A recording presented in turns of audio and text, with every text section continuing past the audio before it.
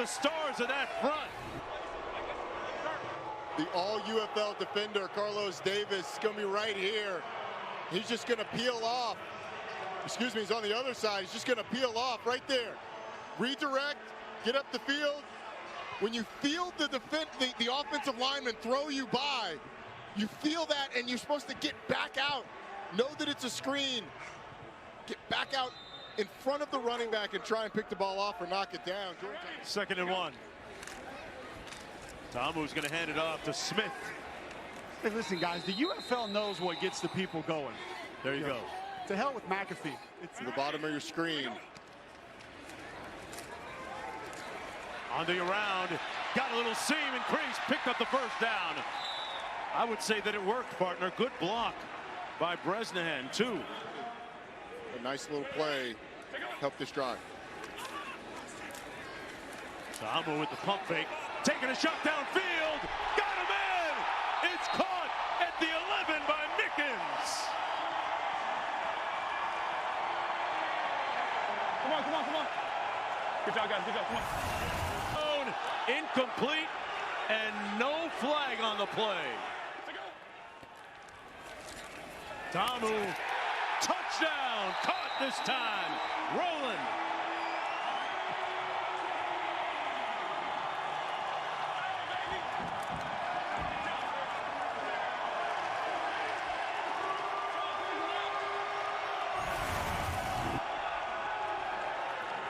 Just pretty simple pitch and catch. Coach Barlow left us with a positive attitude, and the terror must be maintained in D.C., and that's what we're going to stick with, and that's how we're coming out every game. All right, thanks, bud. No problem. Thank you. Got a great story out of Tennessee State. This is Kane on the return. Brought down at the 35-yard line. Yeah, Roland won the Deacon Jones Trophy as the top HBCU player back in 2019 at Tennessee State. Ready, to go.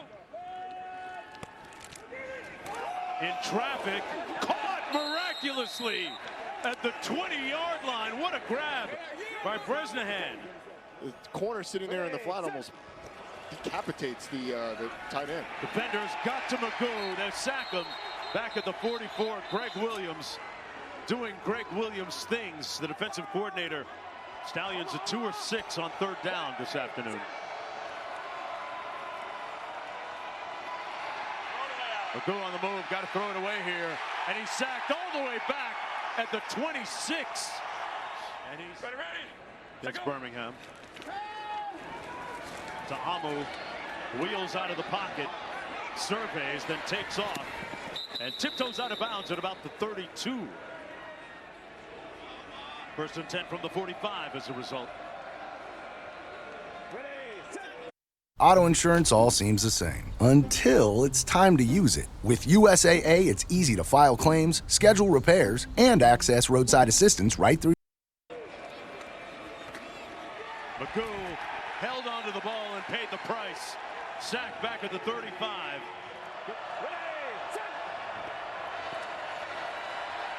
Magoo under duress, got away, got rid of it, got picked off. Baker comes back and atones for the penalty. Was called for a penalty a couple plays ago. Makes good here. Well, there's pressure on the left side of your screen from Derek Roberson and flushes out Alex Magoo, who just throws up a prayer and ends up getting picked off downfield. But that timeout, you heard the frustration of Skip Holtz. One of the things it did is it gave this building a lot of energy. That defensive line was teeing off. And it ends up in a turnover. The DC defense. Key interception on 2nd down after that near miss. Ta'amu delivers a strike this time. Out to the 41 for the 1st down. That was an authoritative throw to Antonio. Brings it in. Another 3rd down conversion by DC. They keep it on the ground. Smith this time. Flag down. Look at the pile. Move all the way down. Ready, to go. He looks at Powell, and it's batted down again at the line of scrimmage. Perry on Winfrey got a hand up. Knocks it through. If you don't go to that, try and create something. Rodgers in motion. But they keep it on the ground. Good pursuit from behind against Marable to make the tackle. That was Kelvin Joseph.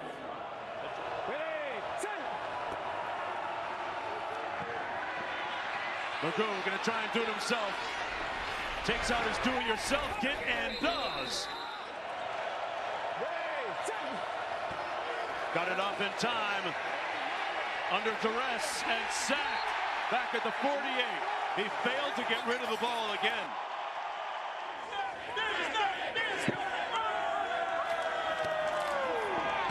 Well, there's another reason to celebrate. The pass is complete, and Jordan Ta'umu has just hit the over. Rolling right here in the formation. The end around. Nowhere to go that time. We're rolling. That's from 53. Got it. Knocks it through. Kick.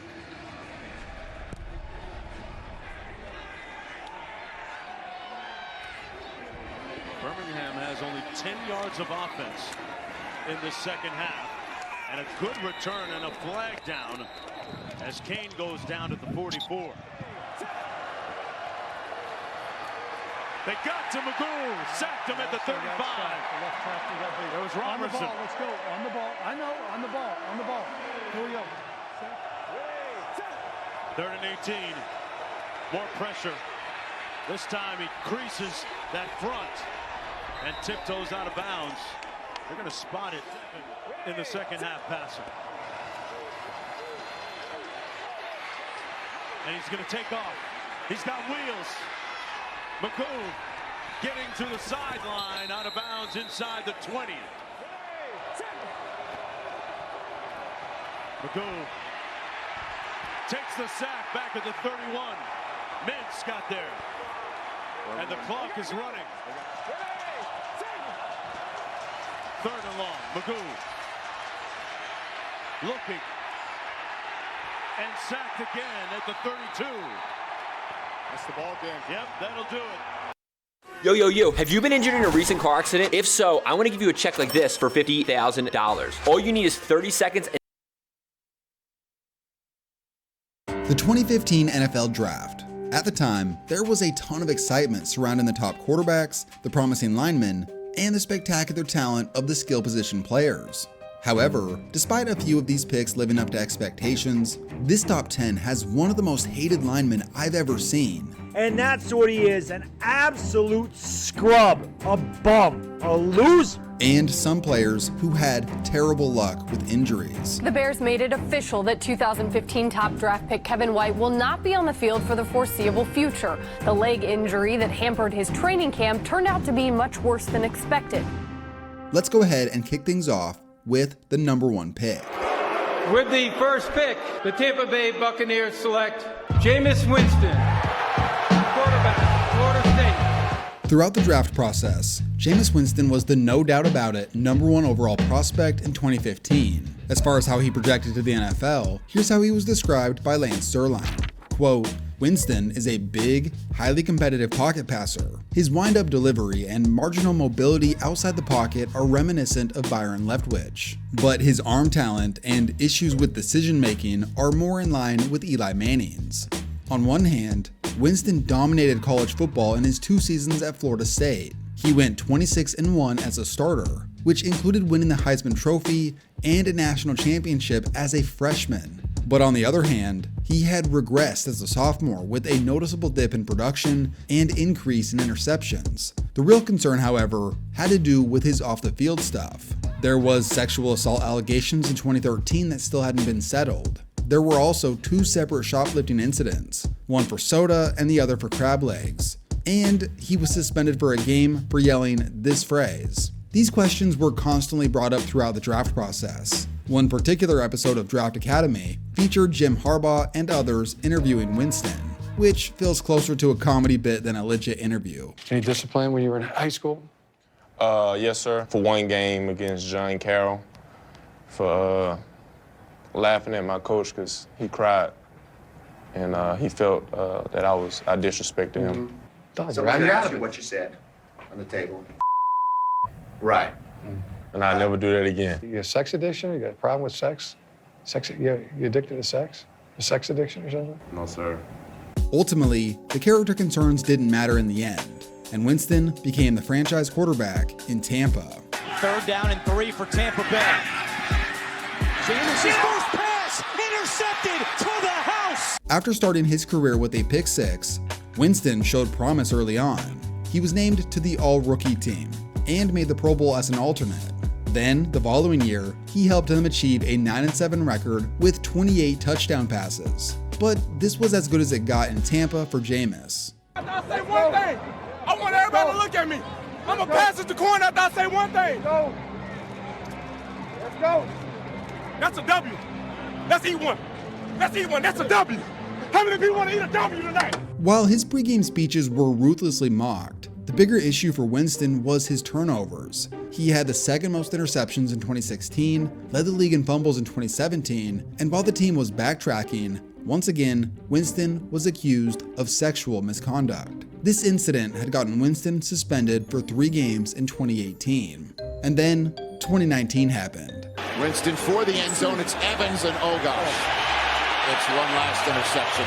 While Winston led the league in pass attempts and yards while accumulating 33 touchdowns, he also threw an eye-popping 30 interceptions. No quarterback had ever pulled off this rather shocking feat. His final pass of the 2019 season was returned for a touchdown, which meant that Winston's first and last pass as a Buck were pick sixes. Something in Mariota. He had figured out how to be efficient as a passer, boasting a 26 touchdown to just 9 interception season in 2016. Then in year 3, the team made the playoffs and even won a playoff game. Mariota to the line of scrimmage, maybe across the line. It deflects back to him for a touchdown for the moment. This is exactly the kind of progress you want to see as a team with a young quarterback. The only problem, though, was Mariota hadn't been improving. He actually took a huge step back in 2017, throwing more interceptions than touchdowns, and he produced one of the lowest quarterback ratings in the NFL. Things only kept going downhill from here. Mariota spent 5 seasons with the Titans, and each year saw a steady decrease in his passing yards per game. Then, after getting benched in 2019 in favor of Ryan Tannehill, the team immediately improved and went on that legendary run to the AFC Championship game. This resulted in a long-term extension of Tannehill and the team not re-signing Mariota. So, how did things get to this point? For starters, Mariota was never as effective a rusher in the NFL as people thought he would be. He was more straight-line speed than quick like Lamar Jackson, and he rarely was able to evade defenders in the open field. Also, he was naturally more injury-prone and was constantly banged up, which had a detrimental effect on his play. I saw one fan describe those years like this, quote, "Long story short, both failed each other. The Titans failed to set up Marcus with a consistent structure built around his skill set, and Marcus failed, never correcting any of his weaknesses from Oregon, inconsistent and often injured." Ultimately, just like Winston, Mariota was replaced by a better quarterback and went on to become a journeyman backup elsewhere. He had that brief stint as the Falcons starter, and it didn't go that well. Today, he serves as the Commander's backup to Jaden Daniels. And man, seeing Mariota with gray hair makes me feel old. With the number 3 pick in the 2015 NFL Draft, the Jacksonville Jaguars selected Dante Fowler. As the first defensive player to be drafted in 2015, Dante Fowler was seen as this draft's Khalil Mack. He was a force on Florida's defense for 3 years, and was described as the following, quote, "Fowler is a competitive pass rusher getting by on athleticism and inside moves right now, but has a Pro Bowl ceiling with double-digit sack potential if he takes coaching and addresses his rush technique."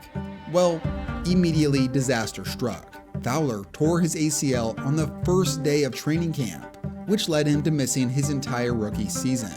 Once returning, Fowler never developed into the starter Jacksonville hoped. He was certainly a useful rotational piece, especially during their dominant 2017 run, but a disappointing year 3 led Fowler to being traded mid-season to the Rams. In LA, they seemed to get a whole lot more out of Fowler's ability. On the ground. Picked up by the Rams. A double-digit sack season helped Fowler cash in a 3-year, $48 million contract with the Falcons, and during his time in Atlanta, they could never quite figure out where to line him up, switching in between defensive end and outside linebacker. After 2021, the team released Fowler, and since then, he's constantly been playing on one-year prove-it deals. After 2 years in Dallas, Fowler once again found a great situation playing linebacker for the Commanders in 2024, where once again he put up double-digit sacks and even had a pick six. Now, once again, he's a member of the Cowboys on a one-year prove-it deal. Fowler's a great example of a player who clearly has the talent to be an effective NFL starter, but because he's sort of a tweener with no true position, he needs the right scheme and coaching in order to be effective. Come meet me. It's exciting to be a character in the Assassin's Creed game. Gennojo. He is a thief, a troublemaker. It's his good heart that makes him a good ally. The future of your business is here. With Wix, you get advanced AI capabilities for more customization, more time, and more growth. Speed up your website copy with an AI text generator that delivers a consistent brand voice to every corner of your site. With the number 4 pick in the 2015 NFL Draft, the Oakland Raiders selected Amari Cooper. Amari Cooper was a stud wide receiver at Alabama, amassing over 1,700 yards and 16 touchdowns in 2014. He drew comparisons to Marvin Harrison for his style of play and personality, and Cooper was described as the following, quote, super athletic, very fluid, and highly skilled as a route runner and hands catcher. With Oakland having selected quarterback Derek Carr in the previous draft, the offense now had its foundational passing duo established. It's caught, and that's Amari Cooper off to the races. Cooper inside the 20, a 52-yard score. Early on, Cooper's ability clearly translated as he was named to back-to-back Pro Bowls to begin his career, which helped turn the Raiders into a playoff team by 2016. His connection with Derek Carr coined the phrase AC/DC, which is one of the more badass duo nicknames in recent memory. But things began to fade in Oakland after 2016. A decrease in production led Cooper to being traded mid-season in 2018 to the Cowboys. And this trade went on to show that the issue was more about Oakland than it was Cooper. Throws. Cooper makes the play. Might go. Touchdown, Cooper and Dallas. In Dallas, Cooper became their top target, achieving back-to-back Pro Bowls in 2018 and 2019. Then, due to the Cowboys' cap situation, they made the decision to trade Cooper to the Browns in 2022. And in Cleveland, Cooper continued to play at a high level. Far sideline, Cooper. Oh, what a catch! Amari Cooper!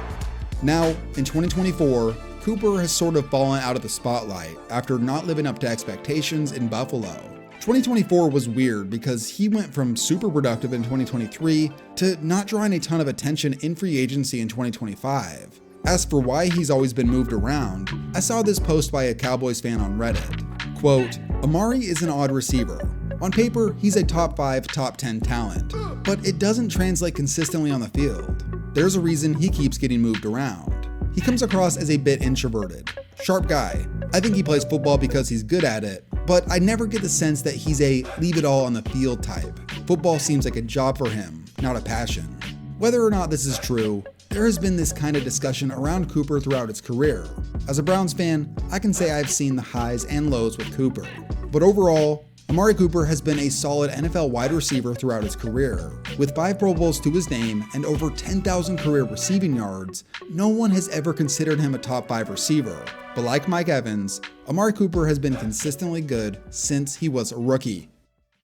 With the number 5 pick in the 2015 NFL Draft, the Washington Redskins selected Brandon Scherff. As the best offensive line prospect in the class, Iowa's Brandon Scherff was described as the following, quote, Scherff has measurables and traits to play tackle in the league, but might be better suited to play guard, more powerful than explosive. Although he was drafted with the intent to play right tackle, Scherff ultimately played right guard to start his career. This decision proved to be a great one, as Scherff became one of the best guards in the NFL. From 2016 to 2021, this dude made 5 Pro Bowls, and in 2020, he was named first team All-Pro for his dominant season. Over the last 3 years, he's been a starter on the Jaguars' offensive line, and overall, he's exactly what you'd hope to get out of a top 5 pick. Honestly, there's not too much else to say.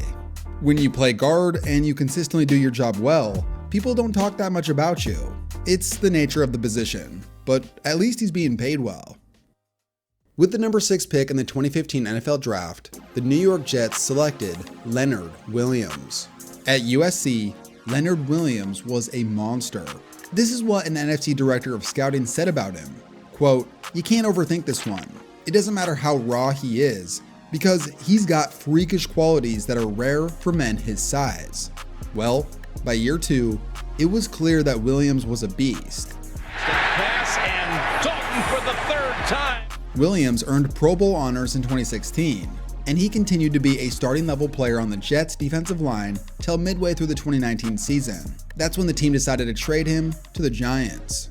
By that point, Williams had sort of fallen off and had seen a big decrease in his production, but he bounced back in 2020 to have his first double-digit sack season. Overall, Leonard Williams spent 4.5 years with the Jets, 5 years with the Giants, and a year and a half with the Seahawks. And his best year so far was in 2024, where he was voted to his 2nd career Pro Bowl after another double-digit sack season. Throughout his career, Williams has remained a starting level player who's mostly been average, but he clearly has the talent to be an elite player, and at times we've seen that. And as of now, he seems to be getting the most out of his ability, as he signed a 3-year, $64 million extension with the Seahawks in 2024. With the number 7 pick in the 2015 NFL Draft, the Chicago Bears selected Kevin White. Coming out of West Virginia, Kevin White was one of the best receivers in the class. Here's how WalterFootball.com described him. Quote, "White is a future number 1 receiver who could lead a potent passing attack. He has a unique combination of size and speed. White consistently achieved separation for West Virginia, yet he also made contested catches with the strength to outfit defensive backs for the ball.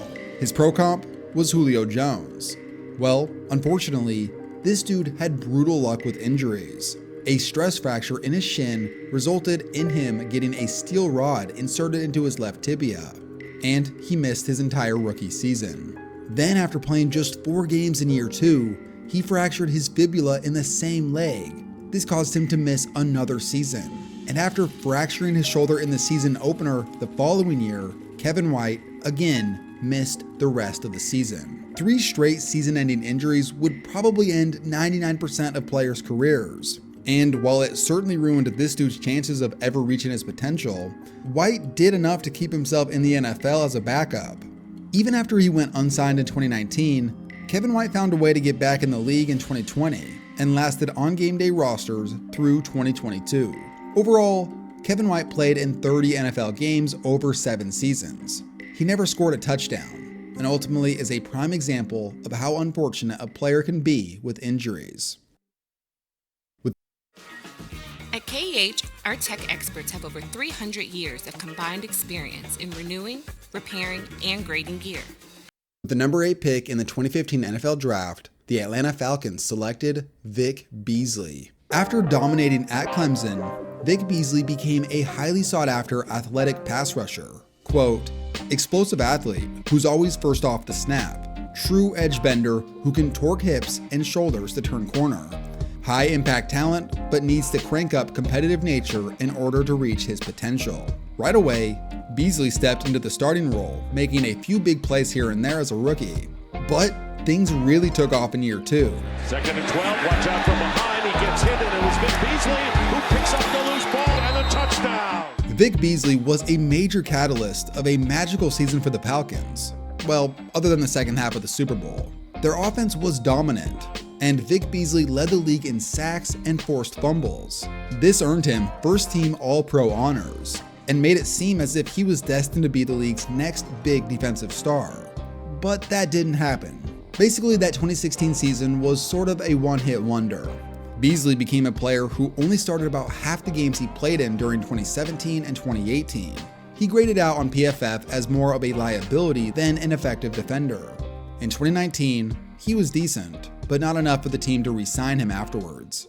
By 2020, Beasley had faded into a backup role, and after that was unable to get an NFL job.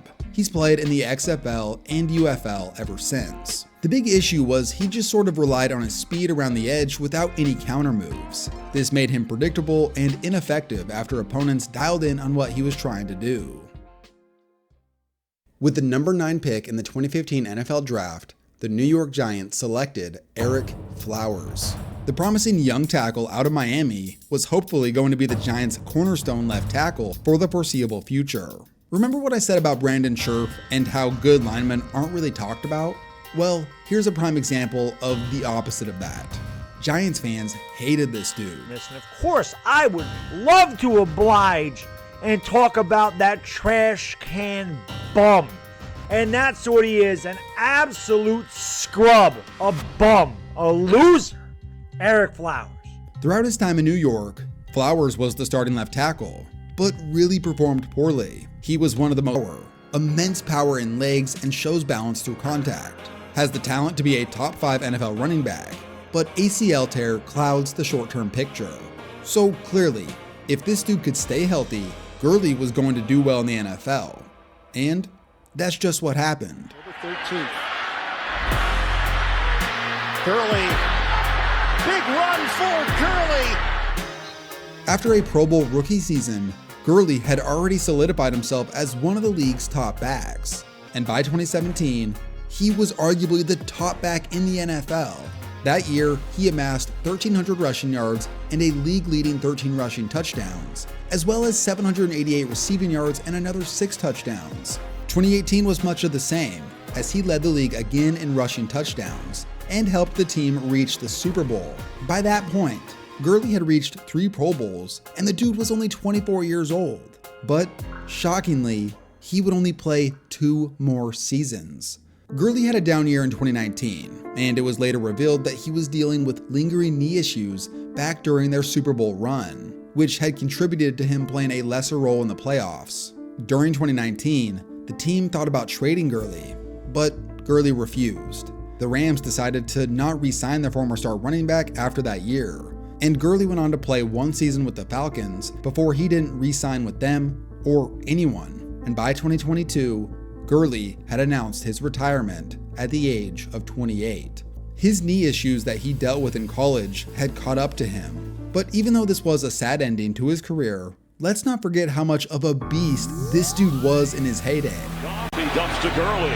The blitz was on, and Todd Gurley is roaming through the middle of the field. Wow. Can he go the distance?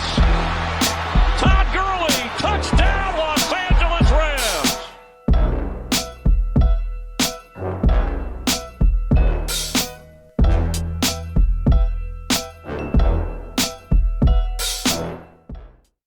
Want to know how to create awesome videos? Check out motionarray.com.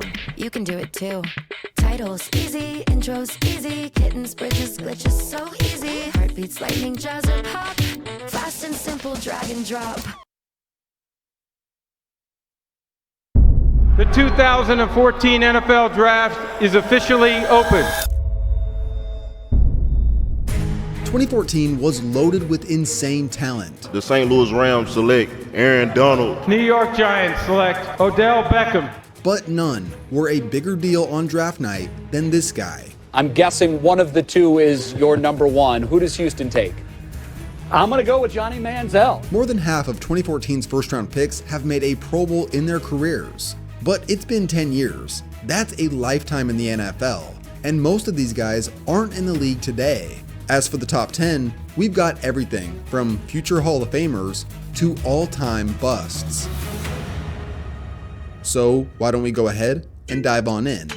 With the number 1 pick, the Texans selected the most hyped up defensive college player at the time, edge defender Jadeveon Clowney. There were rumors that Johnny Manziel was going to get picked here, but unfortunately for the Browns, that didn't happen. Clowney was described as, quote, a physical specimen with rare size speed combination. Amongst physical accomplishments like running a 4.5 40 at the size that he was at, USA Today called him by far the most freakish physical specimen in the draft. The hype train from his high school days just kept building and building to where the expectations when Clowney entered the NFL were as high as they could get. We had never seen a consensus number 1 prospect in high school be taken number 1 overall in the NFL until Clowney. He was projected by NFL.com to be a perennial All-Pro. Well, after the draft, it felt like Clowney just sort of flew under the radar for a while. He only appeared in 4 games his rookie year due to injury, then had a decent 2015 campaign, but wasn't any sort of star player by that point. While guys like JJ Watt and Whitney Mercilus starred, Clowney was sort of a background player. Things began to turn a corner in 2016. JJ Watt suffered an injury that limited him to just 3 games, and Clowney took more of center stage.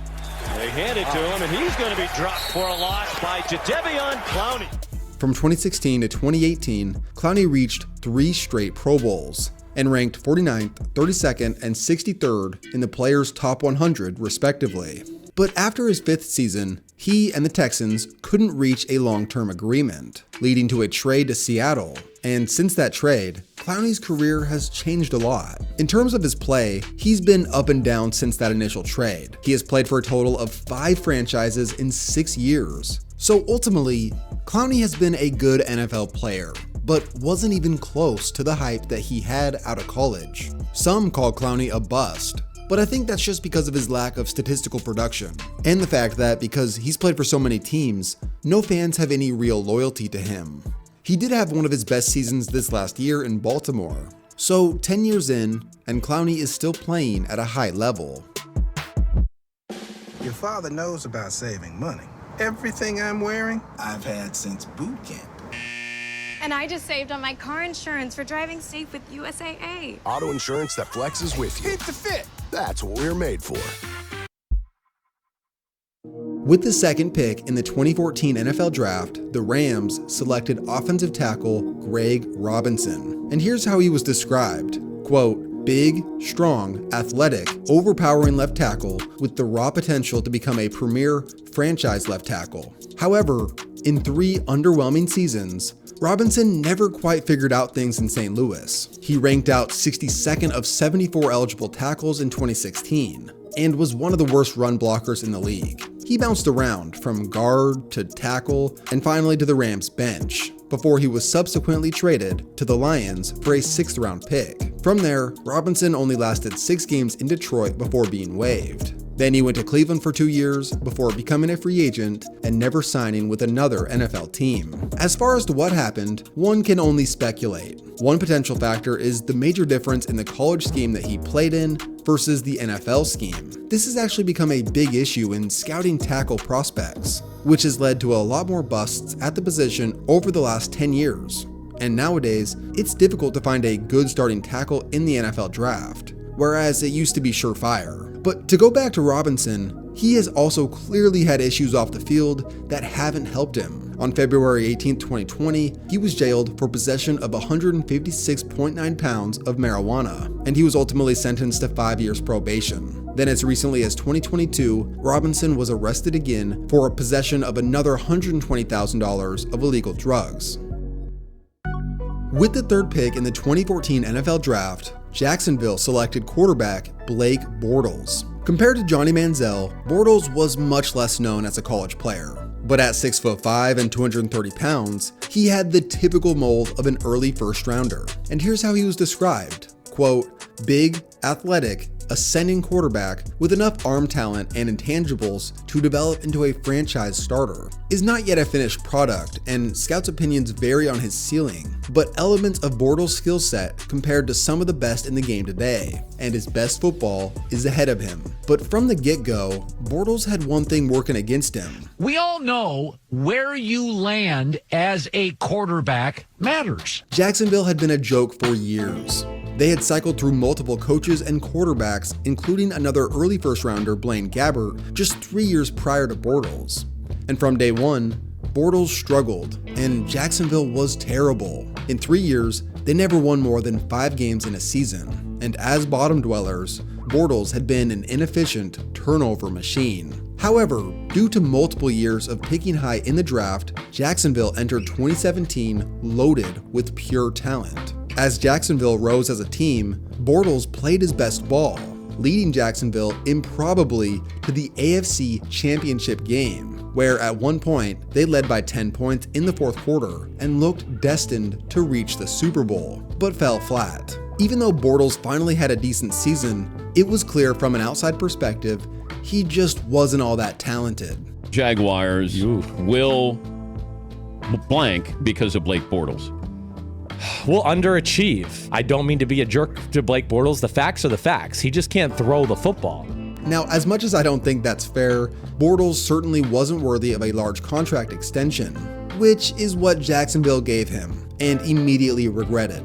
Did they stick with him too long in their franchise? Absolutely. Was it ridiculous to try for the last 2 off seasons to build a team around Blake Bortles? Yes. Was the extension absurd? Of course. Bortles struggled mightily in 2018 before being traded to LA to be their backup and a practice squad guy. And after a few years of that gig with multiple teams, Bortles retired in 2022 and hasn't started a game since 2018, which is wild considering that he started the AFC Championship that same calendar year.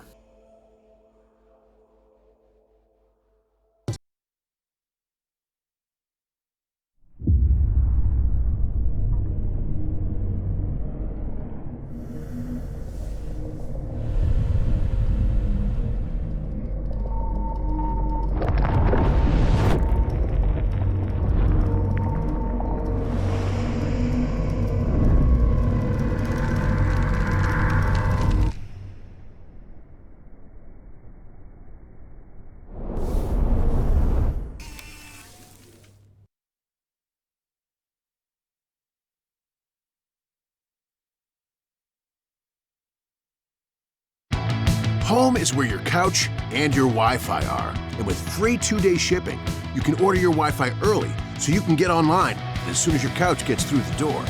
Get T-Mobile 5G home internet for just $50 a month. With the 4th overall pick, the Bills selected Clemson star receiver Sammy Watkins.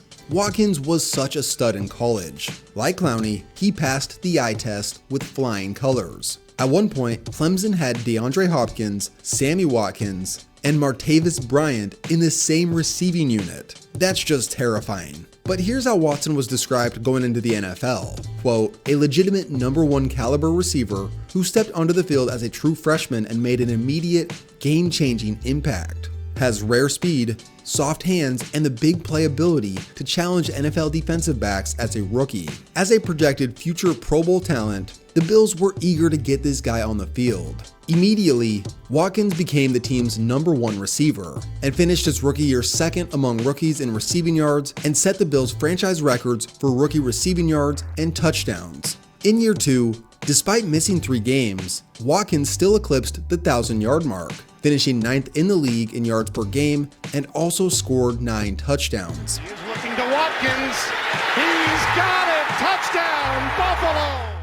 It was Khalil Mack. At the University of Buffalo, Mack was a total legend. He holds the all-time NCAA record for forced fumbles and is also tied for the all-time lead in career tackles for loss. Here's a cool story about him. In NCAA 11, he was rated as a 46 overall player, which is just about as bad as it gets. So he chose to wear the number 46 as a motivational reminder. Here's how he was described entering the NFL. Quote, a havoc-wreaking rush linebacker with the burst and acceleration to excel as a right defensive end in a 40 front. Quickly, where should he go then? Well, not #1. I would All take right. Khalil Mack in a heartbeat over him, and I wouldn't even sweat about it. And I will have a much, even if he develops, he's still not going to be better than Khalil Mack as a football player. As a rookie, Mack immediately stood out. He was a very effective run defender right away, producing 16 tackles for loss as he ended the year as a Defensive Rookie of the Year candidate. From there, he became one of the best edge rushers in the game.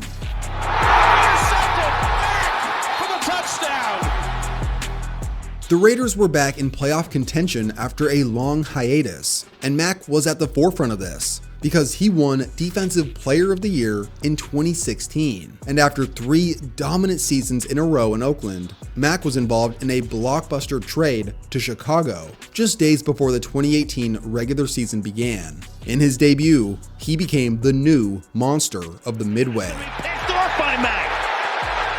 Mack with the interception. And Mack will take it all the way in for a touchdown. How crazy was that? To this point, Khalil Mack has put together a career worthy of the Hall of Fame. He's made 8 Pro Bowls, playing for 3 different franchises. He has 3 first-team All-Pros to his name, and won that DPOY award in 2016. What's pretty crazy is he had his highest number of sacks in a season just this past year with 17. Even for a top 5 pick, Mack has exceeded expectations, and it'll be interesting to see how long he can continue to play at a high level. We got the house! Did it! Don't worry about the driving with Pods. Pack at your pace, store your things until you're ready. Then we deliver to your new home, across town or across the country. With the 6th overall pick, the Falcons selected tackle Jake Matthews. This dude has straight up football DNA. His grandpa played in the league. His dad was a Hall of Famer. His older brother was in the league at the time he was drafted. And he's also the cousin of Clay Matthews III, whose dad played in the league as well. And as good as many of his family members were, Jake Matthews appeared destined to be just as good as any of them. He was described as the following, quote, smart, tough, versatile franchise left tackle, capable of playing all 5 positions on the line. Now, tackles are tough to analyze. When things go great, the quarterback's the first guy that gets the pat on the back and the receiver gets the hug, and the defensive end that made the game-winning sack gets lifted up and carried off the field, and nobody remembers the O-line. For 10 years, Jake Matthews has been an Iron Man. It's one of the most impressive streaks in the NFL, though it's hardly discussed. He played in all but 1 game his rookie year and hasn't missed a game since. Throughout that time, he's been a good to above average starting tackle based on his PFF grades.